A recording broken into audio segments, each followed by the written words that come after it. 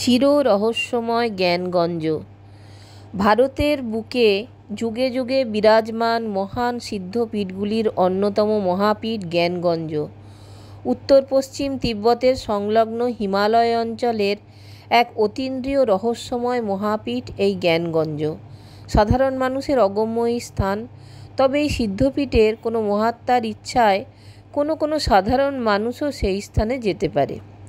যেমন বালক ভোলানাথ স্বামী বিশুদ্ধানন্দ ও হরিপদকে শ্রী শ্রী নিমানন্দ পরমহংসদেব জ্ঞানগঞ্জে নিয়ে গিয়েছিলেন।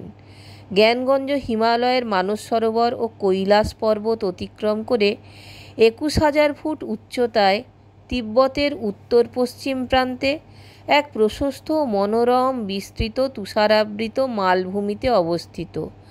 চারদিকে ঘন নীল আকাশ, উত্তঙ্গ শুভ্র বরফে আবৃত পর্বতমালা শোভা পাচ্ছে।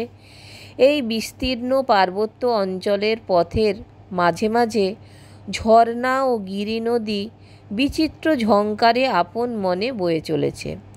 উপত্যকার মাঝখানে প্রায় ৭-৮ মাইল ব্যাপী বিশাল আশ্রম প্রাঙ্গণ। প্রাঙ্গণের চারদিকে প্রাচীর দিয়ে ঘেরা। প্রাচীরের চারদিকে জলপূর্ণ পরিখা, যাতায়াতের জন্য পরিখার ওপর একটা সেতু। এই স্থানটি বহু প্রাচীন। এর পূর্বে নাম ছিল ইন্দ্রভবন। পরে ৫-৬ বৎসর আগে এই প্রাচীন স্থানে সংস্কার করে পূজনীয় জ্ঞানানন্দ স্বামী এর সংরক্ষণ এবং ভার গ্রহণ করেন। এখন ইনি এই স্থানের মুখ্য নিয়ামক হিসাবে কাজ করছেন।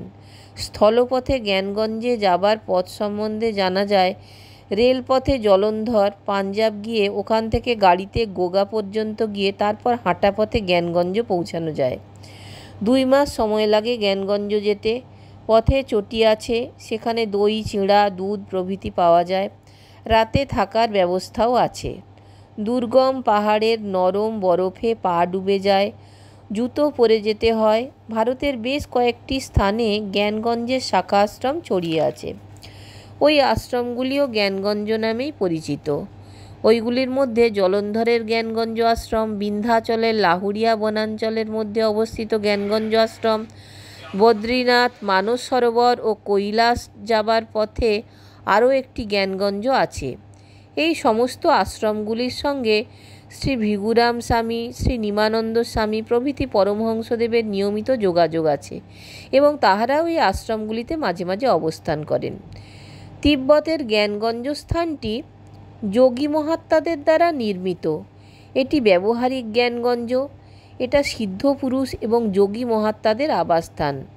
বিশ্বস্রষ্টার সৃষ্টিরূপে এই স্থান প্রকট হয়নি।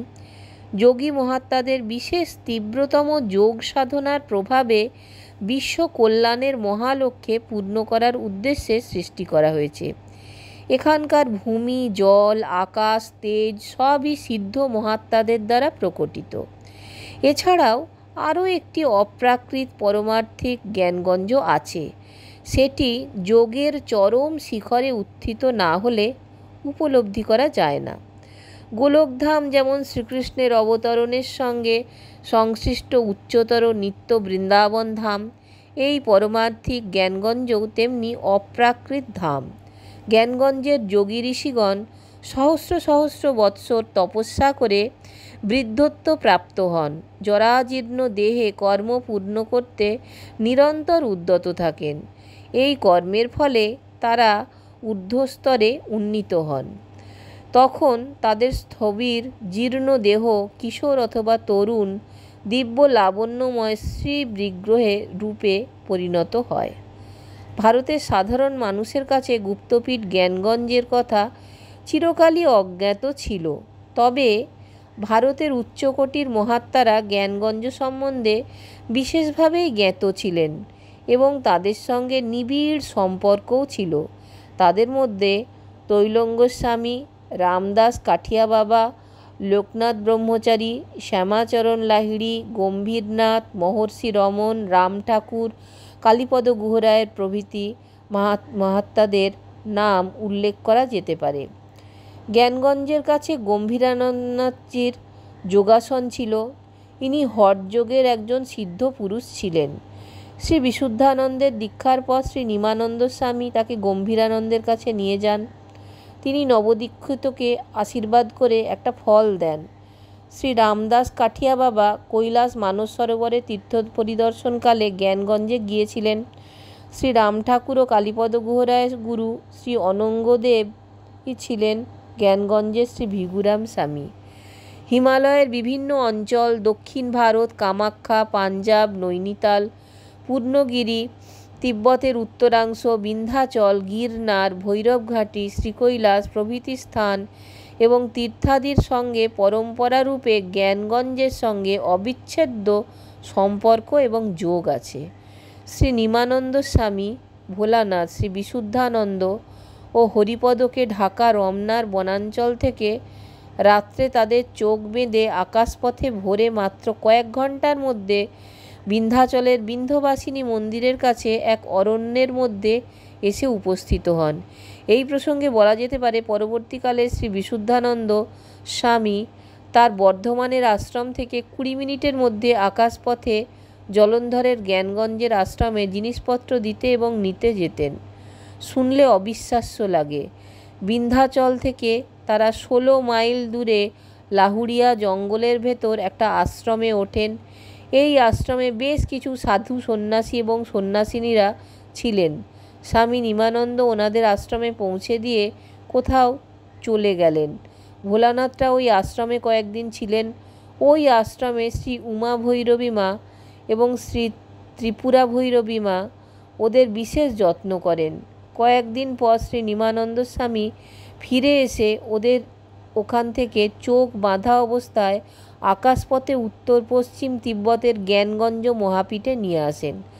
ভোলানাথ জ্ঞানগঞ্জ আশ্রমে কয়েকদিন অবস্থান করেন। সেখানে যা দেখলেন এবং শুনলেন তাতে তার বিস্ময়ের অবধি রইল না। দেখলেন সেখানে কত যোগী দিনরাত নানা যন্ত্র নিয়ে বিজ্ঞান চর্চায় ব্যাপৃত, কত ব্রহ্মচারী দণ্ডী কঠোর সাধনায় মগ্ন, কত পরমহংস রয়েছেন। এদের বয়স 400-500 বছর হবে। পরমহংসতুল্য যেসব যোগিনীগণ আছেন তারা ভৈরবী মাতা বলে অভিহিত হন। এদের বয়স শত শত বৎসর। কুমারী ভোজনের আয়োজন হলে কোথা থেকে হাজার হাজার কুমারী এসে সেবা গ্রহণ করেন। আশ্রমে বহু কুমারী আছেন। ওদেশের লোকেরা অনেকেই একটি ছেলেকে সাধু, একটি মেয়েকে ব্রহ্মচারিণী করে দেয়। তারা আশ্রমে এসে যোগ, ব্রহ্মচর্য ইত্যাদি শিক্ষা করেন। কয়েকদিন পর স্বামী নিমানন্দ ভোলানাথকে উত্তর পূর্ব তিব্বতের মনোহর তীর্থ নামে এক অতি দুর্গম অথচ অতি মনোরম আশ্রমে নিয়ে যান। ওই আশ্রমটি তাঁর এবং অন্যান্য পরমহংসদেব গুরু ব্রহ্মর্ষি মহাতপার আশ্রম। ওর বয়স 1300 বৎসর। তার গুরুমা শ্রী খেপাইমা দেহে বর্তমান, বয়স 2300 বৎসর। কিন্তু খেপাইমাকে দেখতে অতীব সুন্দরী, প্রায় তরুণীই বলা যায়। কালো একঝাঁক চুল সমস্ত দেহকে ঢেকে রেখেছে।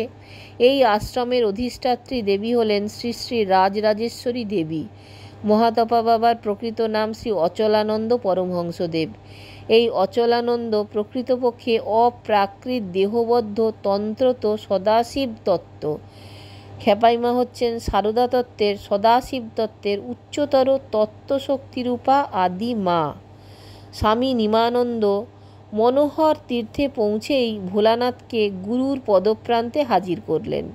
মহর্ষি মহাতপা বাবা ভোলানাথের শিরস্পর্শ করে কানে বীজমন্ত্র প্রদান করে শক্তি সঞ্চার করলেন। তার নাম হলো বিশুদ্ধানন্দ। দীক্ষান্তে শিক্ষার জন্য তাকে জ্ঞানগঞ্জে থাকতে হয়। দীক্ষার পর ভৃগুরাম স্বামী ভোলানাথের যোগ শিক্ষার এবং শ্যামানন্দ স্বামীর কাছে সূর্য এবং বায়ুবিজ্ঞান শিক্ষার ব্যবস্থা করেন। বহু বছরের অক্লান্ত অধ্যবসায় পরিশ্রমে ভোলানাথ সূর্যবিজ্ঞান ও যোগবিজ্ঞান উভয় বিদ্যায় পারদর্শিতা অর্জন করেন। শ্রী ভিগুরাম স্বামী তিব্বতী নন, কাশী অঞ্চলের লোক ছিলেন। বয়স 400 বছর। আকাশপথে যাতায়াত করতেন, কখনোই ভূমি স্পর্শ করতেন না। স্থূলদেহে সূর্যলোকে গমনের ক্ষমতা শুধু তারই ছিল। তার স্থূলদেহ সিদ্ধকল্প দেহ। শ্রী নিমানন্দ স্বামী বাঙালি ছিলেন। তার বয়স 500 বছর। ওখানকার মহাত্মাদের দেহ সাধারণ মানুষের মতো হলেও উপাদানের পরিবর্তন হয়ে থাকে। তাদের রক্তের রং ঘাসের মতো সবুজ রং হয়ে যায়। শ্রী ভৃগুরামের দেহের বর্ণ যেন প্রাত সূর্যের বর্ণের মতো। ক্রিয়ার ফলে দেহ ওই রকম বর্ণ হয়ে গিয়েছে। ওনাদের আহার নেই, আহারের প্রয়োজন হয় না। খেতে হয় শিষ্যদের জন্য। সুষুম্না নাড়ির পথ খুলে গেলে তাদের আর আহারের প্রয়োজন হয় না। একজন শিষ্য স্বামী বিশুদ্ধানন্দজিকে প্রশ্ন করেন, জ্ঞানগঞ্জের মহাত্মারা আপনার সঙ্গে কোন ভাষায় কথা বলতেন? স্বামীজি উত্তর দেন, বাংলাতেই তারা আমার সঙ্গে কথা বলতেন। শিষ্যটি প্রশ্ন করেন, তারা সকলেই কি বাংলা ভাষা জানতেন? স্বামীজি বললেন, না জানলেই বা কি, ইচ্ছা শক্তি প্রয়োগ করলে সব ভাষাতেই কথা বলা যায়।